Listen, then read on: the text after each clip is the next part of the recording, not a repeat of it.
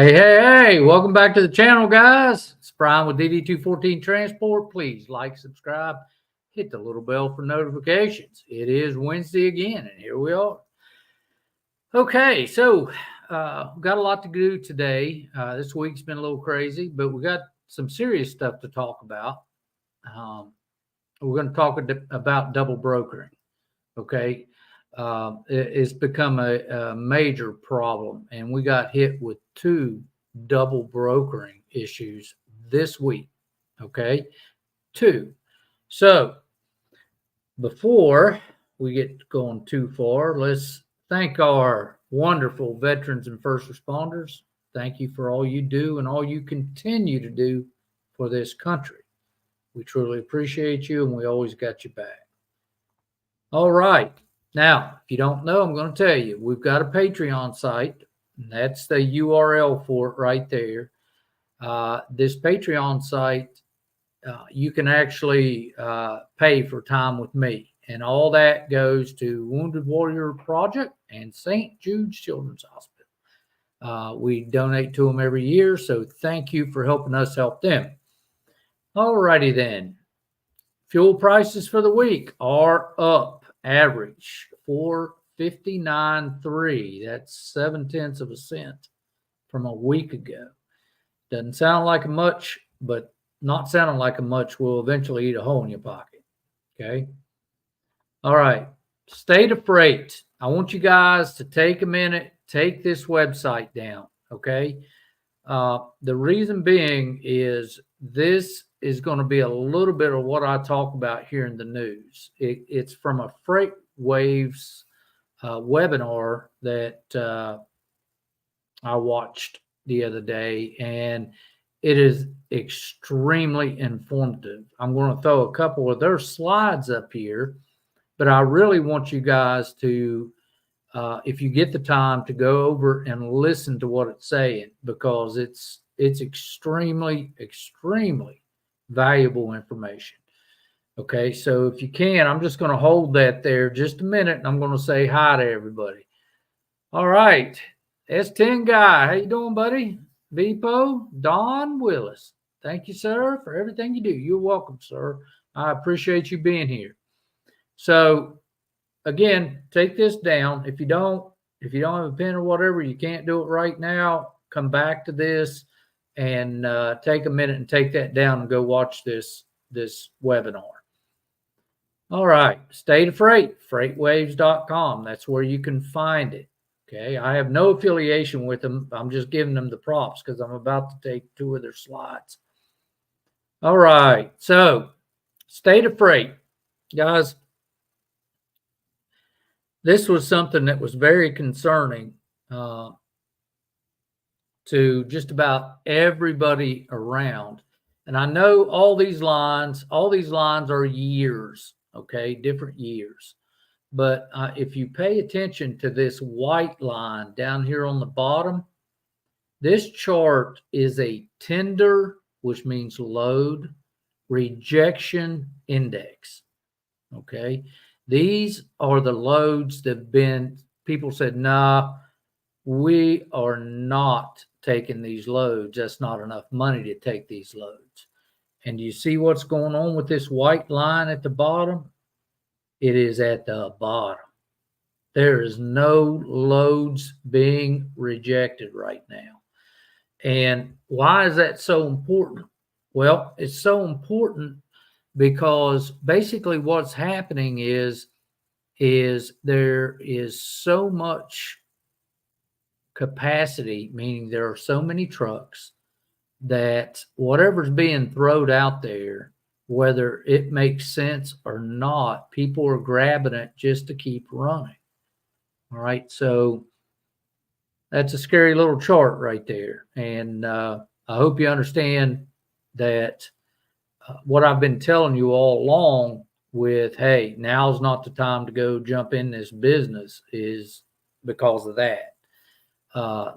Tender rejection rates are at all-time low. I mean, they're just dragging along the bottom. Now, the next chart is going to show you why it's that way, okay? This is carrier net changes. Okay. So from 2020, you see up to 2020, things just sort of bounced along. Nothing great, nothing too big, nothing too bad. They won some, they lost some. And this is a per week chart. 2020 comes along, guys. Look at this. At some points, there's 2,000 new carriers a week getting MCs. Okay. Now you see here, this went on for over 2 years. 2 years that went on. Now, you can see at the end, things are falling, okay? But the average loss is only 343 a week, whereas your average gain here was like 1,000 a week. So we're still not at the bottom of this trough. We're slowing down, but this is why I'm telling you again, don't be rushing out there getting your MCs. This just validates what I've been saying for the last year and a half. And it's a very good webinar. I highly recommend you guys go watch it. They'll talk you through that and explain it. And basically, they're saying the freight. Let me jump on here a minute. They're saying that the freight is not bad. I mean, the freight's coming along, moving along. The problem is there's too many trucks out there. And until some of this dies off and goes away, we're just in a glut of trucks and freight's going to remain low. That's just all there is to it because these people are taking cheap freight. All right. I don't want to be the bearer of bad news, but,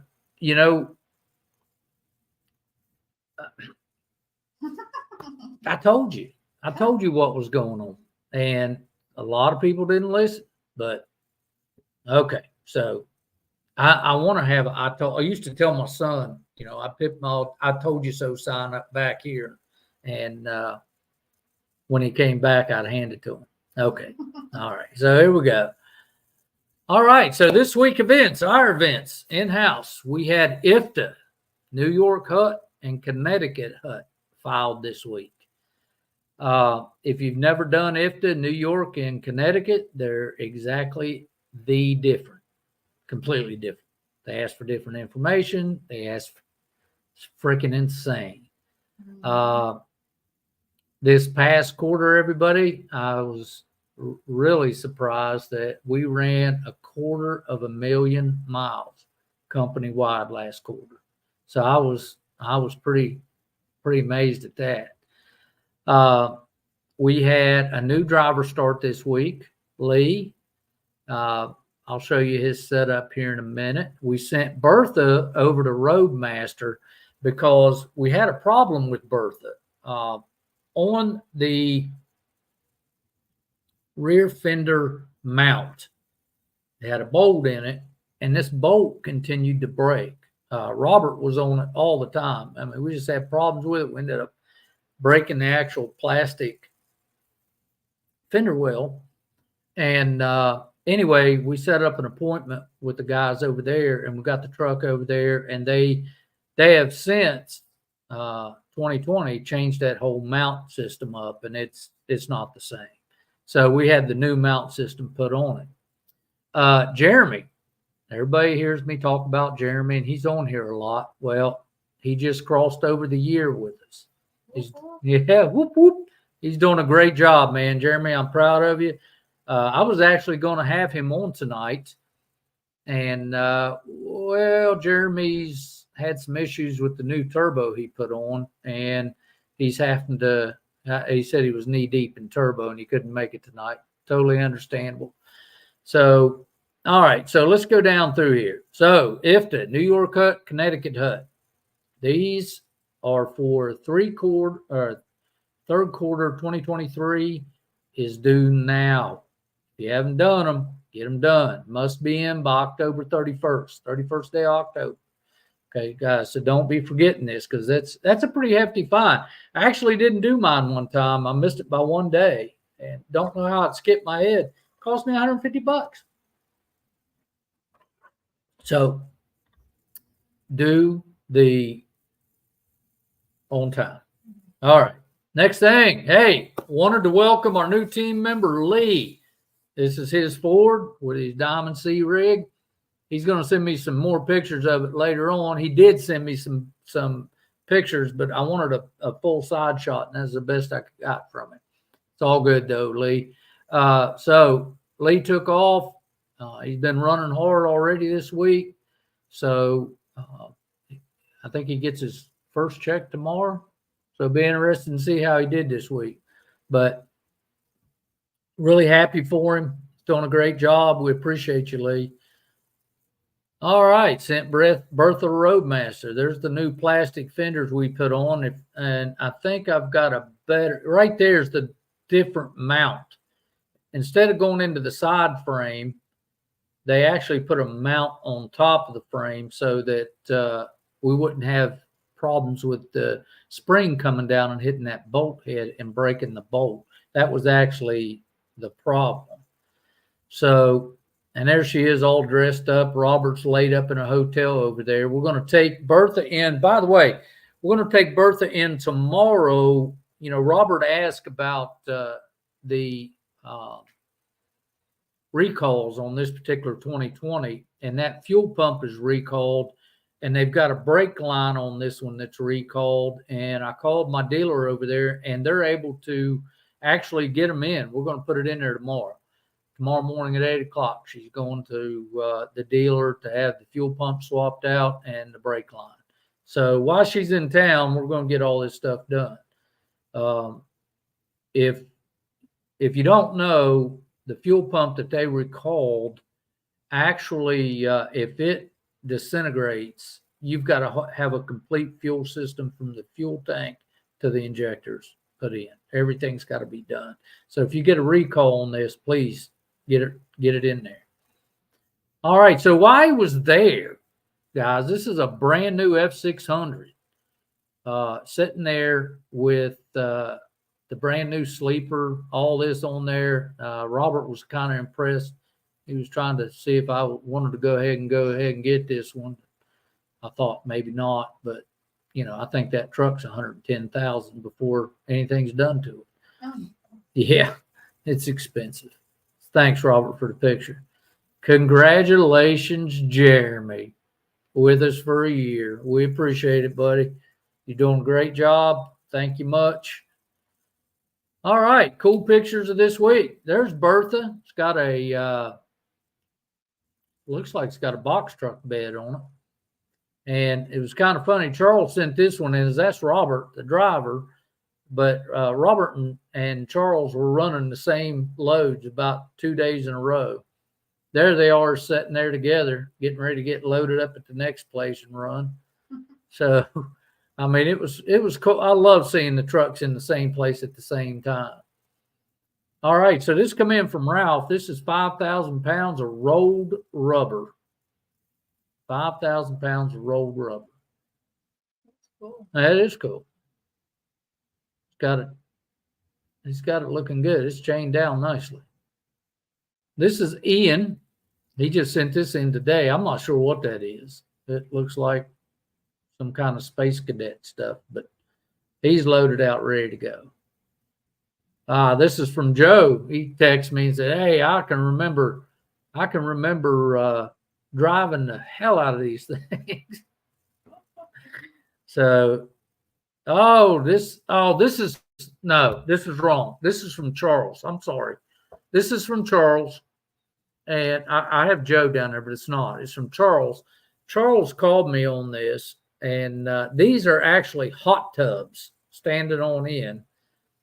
And yeah, that's a lot, man. That is a lot of tarp. He said it whooped his butt, and I bet it did.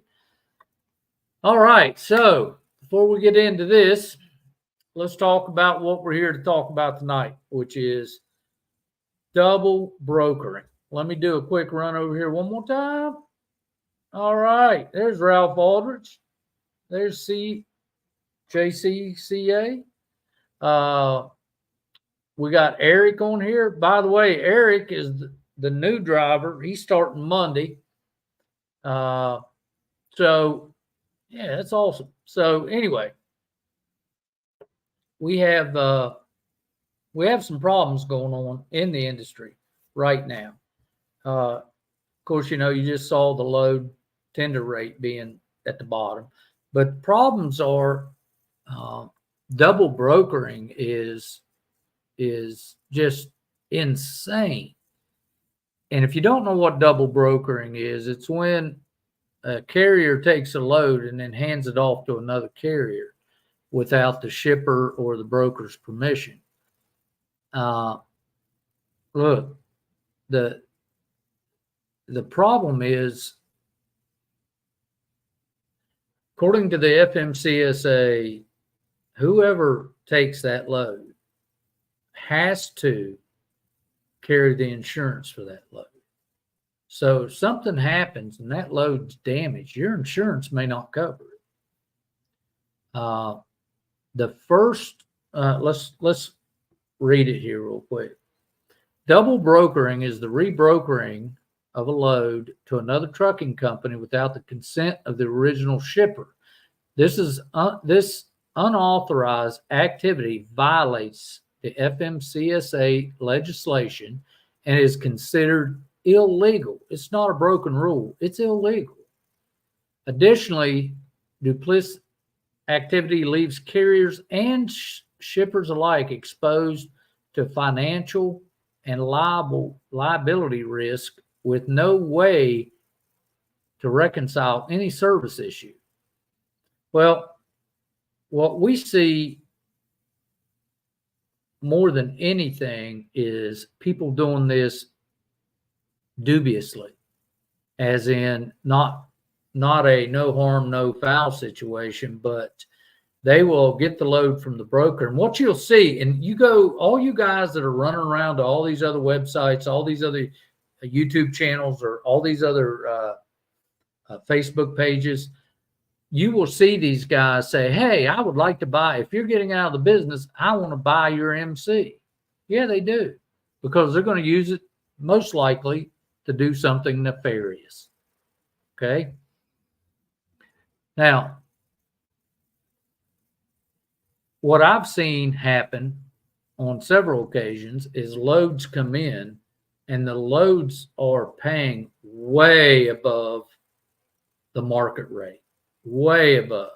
So somebody runs out there and grabs it. Okay.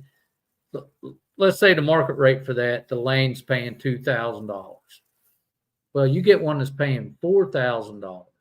And this guy says it's because it has to be there tomorrow. Well, you snag it and you run it, you submit the invoice to your factoring company, they factor it.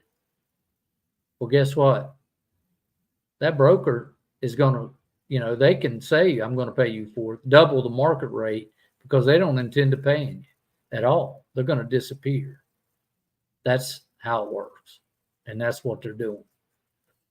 The other way it works is, let me show you something. This is actually us. This is actually one of the two. The original carrier,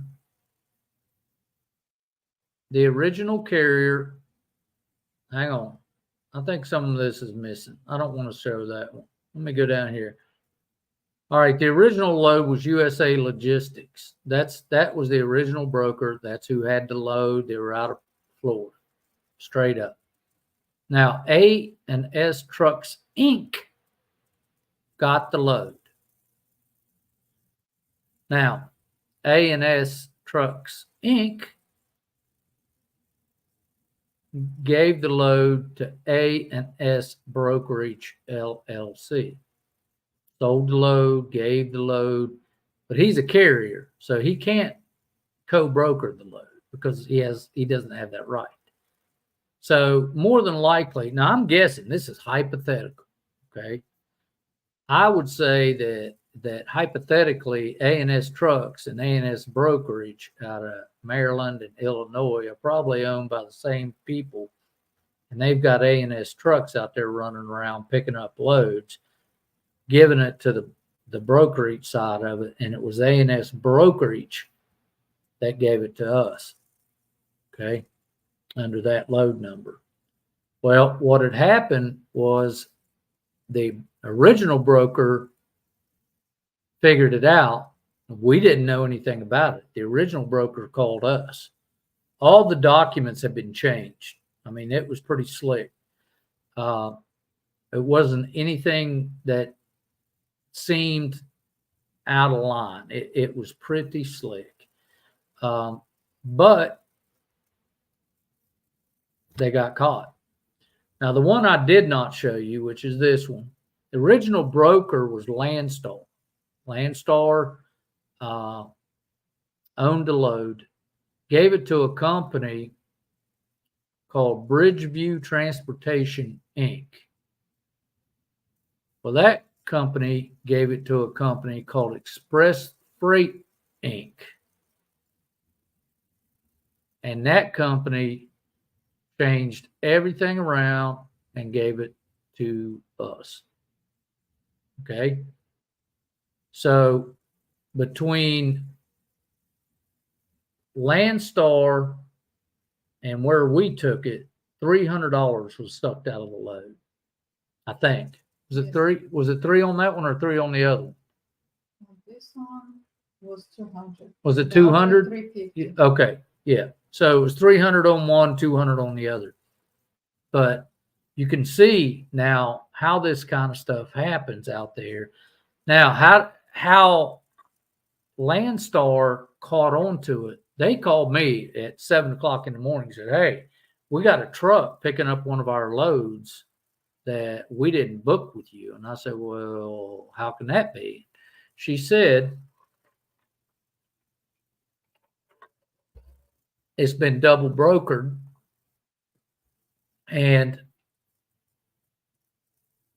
it's been double brokered, and we know who it was from, and we have to get this straightened out." I said, "It's not a problem." So they ended up sending us the original rate confirmation with the extra $200 on it or whatever it was. And we ran the load for them because that's the way it should have been. Should have went from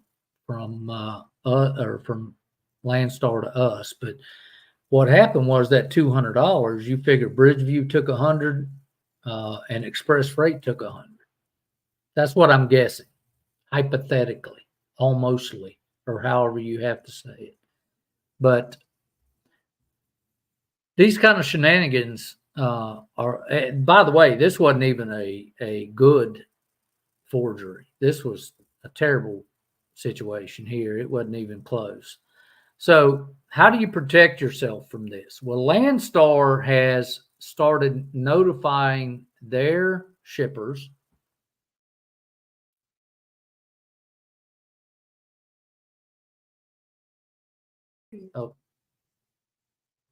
So Landstar has started notifying their shippers to make sure that they check the MC on the doors of the truck.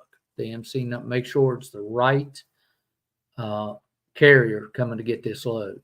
Now, how you can protect yourself is this. When you get a rate confirmation in, you look at that rate confirmation, scrutinize it, make sure your name is sitting there as the carrier. Go down, make sure there's nothing hinky about it, like nothing that would throw you off, as in, it looks like somebody, tried to cover up something. Or then when you get to the shipper, again, make sure your name is on that document. Your name should be there as the carrier. So there's ways to protect yourself, or there's ways to attempt to protect yourself from this. However, the one load, it was so artfully done that you wouldn't have known, couldn't have known. And if we hadn't have known, we probably wouldn't have gotten paid for it. We would have got screwed on the backside of that. So just remember, try to double check. Double check the MC number on the Safer Web and call the number that's on the Safer Web and ask them, "I'm calling about this load. and see if that is a good thing. See if they understand. If they say, well, we don't have that load, well, there's a problem. So I just want to forewarn you guys about this because, those 2 loads was about $6,000. Just that quick. We'd have been out. So, you got to make sure, again, let me throw these up here real quick. This USA Logistics, that lady was nice as punch, but you can see ASS, A&S Trucks Inc. and A&S Brokerage LLC. That's a little too coincidental for me. I'm thinking, but you can see here, look at the load number. Load number from them down to the first one. Then it went to the second one. There was and then when the second one sent it to us, they totally changed it out. They've got some kind of code on there or whatever. So, we got to be careful with this, guys. We got to protect ourselves, make sure that we're not running out there and just taking whatever comes down the pike. Make sure you look at it and make sure there's no funky stuff. All right. So those 2 loads, by the way, have been sent to the FBI. So they're to the FBI. That what they did was fraud. They took a load. If they're found guilty, it's fraud. How's that? They could be charged with fraud. They took a load. They doctored it to make it look, tried to hide where it came from, the original broker. And they sold the load to somebody else. So. And it's all different states. Huh? And it's all different states. Right? Oh, yeah. They're all different states. They're all over the place. Frank G. Truck. What's up? We got Juan in the house, JS, Jim Frackleton. Frank G's in there talking up a storm. All right. Yes, sir. Hey, guys. So do we have any questions concerning the topic of the night? None? Comments? You got comments? You want to see comments? I don't know. Not really? Not a good comment? Well, Good comment. we have to band together. I sent out a notice to all my guys, and what I told them was, look, you make sure our name's on that paperwork. You make sure that our name is on the bill of lading so that, this kind of foolishness can get stopped. But as long as there's an easy buck to be had, and these guys are just sitting behind a computer, just moving documents from here to there, they're going to get caught eventually, but they're going to come right back because as long as that easy buck is out there, they're going to be out there. So what you got? I just caught a broker double brokering yesterday. I found the original broker on the BOL. That's what I'm saying. You got to look at these BOLs to make sure that, very good, Juan. Come to find out, they were pocketing $1,100, reported them to truck stop. Now they're trying to contact me to resolve. Should I keep ignoring? Hell yeah, ignore them. Not only should you ignore them, you should take their name and stuff and turn them in, because you think about that. They burnt you for $1,100. And if you don't turn them in, they're going to do it again. And I don't mean turn them into truck stop. I'm talking about if the broker should be turning them in to the FBI and getting them gone, because this has got to stop. Got to stop. What else we got? Is there anything you can do if a load gets double brokered and they don't pay and you're forced to pay back your factoring company? Well, here's the thing. If that happens, the key is to find the original broker, okay? Because the original broker still owes you for that load. I talked to a couple of those brokers out there today, and when they get double brokered, it doesn't serve them, because now they're on the line to everybody in the hole. So if this, just for example, if Landstar had gotten triple brokered like they got. We'd have run that load, then we didn't get paid. And we found out somehow that it was an original Landstar load. We could have went back to Landstar and made it pay it, because by law, they're responsible. Landstar would be responsible to DD 214 to pay for that load. Okay. But if you look at the one, it was so cleverly masked that, I mean, even USA didn't realize it, that they had done that, or they could see what had happened, but nothing was left over to find. So it would have been up to me to go after the shipper first to find out who the shipper actually brokered the load with, but that takes a lot of work, time, and money, guys. So it's best to stop it on the front side of this. And what the dispatchers can see on the page. Well, not all guys have dispatchers. That's a lot of places.